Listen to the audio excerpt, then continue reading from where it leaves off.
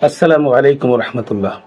সবাই এখন নির্বাচন এবং রাজনীতি আর গদি দখল নিয়ে ব্যস্ত, কিন্তু এই ব্যস্ততার ভিড়ে আমরা কি একবারও রাস্তায় ওই মানুষগুলোর দিকে তাকিয়ে দেখেছি যারা আমাদের শহরটাকে সচল করে রাখে? আমি চট্টগ্রামের বাইজিদ থানা এলাকার এক অসহায়ত্বের কথা বলছি। এখানে দৃশ্য এমন দেখা যায়, মানে ভাষায় প্রকাশ করার মতো না। বাইজিদ থানা সাধারণ অটো চালকদের উপর যেই পরিমাণ জুলুম চলছে তা অবিশ্বাস্য। একটা গাড়ি ধরলে 20 দিন আটকে রাখা হয়। রাষ্ট্র কি তাদের কর্মসংস্থান দিতে পারছে না?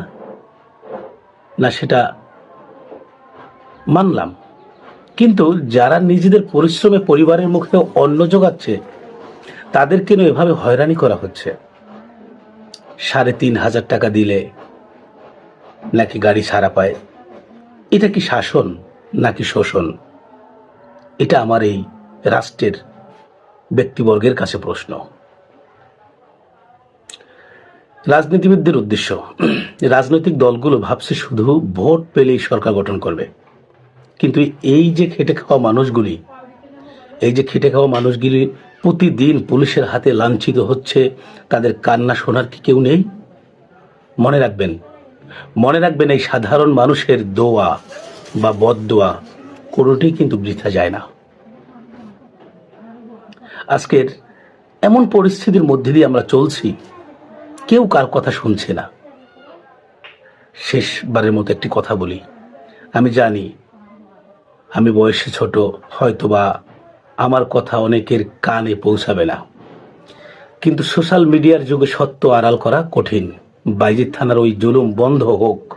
অটো চালকরা যদি অপরাধী নয়, তারা সংগ্রামী। তাদের পেটে লাথি মারা বন্ধ করুন। হ্যাঁ, তাদের পেটে লাথি মারা বন্ধ করুন। আজকের তাদের কথা শোনার আসলে কোনো মানুষ নেই। অটো চালকদের কান্না কি কেউ শুনবে না? তাদের কথা কি কেউ শুনবে না? তাদেরকে অভিভাবক নেই? রাজনৈতিক নেতারা যার যার মতো করে চলছে, কেউ তাদের দিকে ভ্রুক্ষেপ করছেন না। নির্বাচন নিয়ে দেশ উত্তাল, সবাই ভোটের সমীকরণ মেলাতে ব্যস্ত, কিন্তু চট্টগ্রামের বাইজিদ থানায় সাধারণ অটো চালকদের উপর যেই নীরব জুলুম চলছে তা দেখার কেউ নেই। বাস্তব চিত্র, পরিবারের মুখে দুমুঠো ভাত তুলে দিতে একজন অটো চালক যখন রাস্তায় নামে, তখন তাদের তাড়া করে ফেলে। মানে পুলিশের ভয়, গাড়ি ধরলে 20 দিনের আগে ছাড়া নেই, আর তার উপর গুনতে হয় 3,500 টাকা, যদিও 20 দিন পরে ছাড়া পায়। প্রশ্ন রইল একটা আপনাদের কাছে, এই রাষ্ট্রের যারা অভিভাবক আছেন, পুলিশের প্রধান যারা আছেন, বা ডিসি মহোদয় আছেন, কমিশনার সাহেব আছেন, আপনাদের কাছে একটা প্রশ্ন। রাষ্ট্র যেখানে কর্মসংস্থান দিতে পারছে না, সেখানে যারা কষ্ট করে খাচ্ছে তাদের উপরে এই জুলুম কেন? রাজনৈতিক দলগুলো কি শুধু ভোটের জন্য আসে? সাধারণ মানুষের এই হয়রানি নিয়ে তারা কেন চুপ?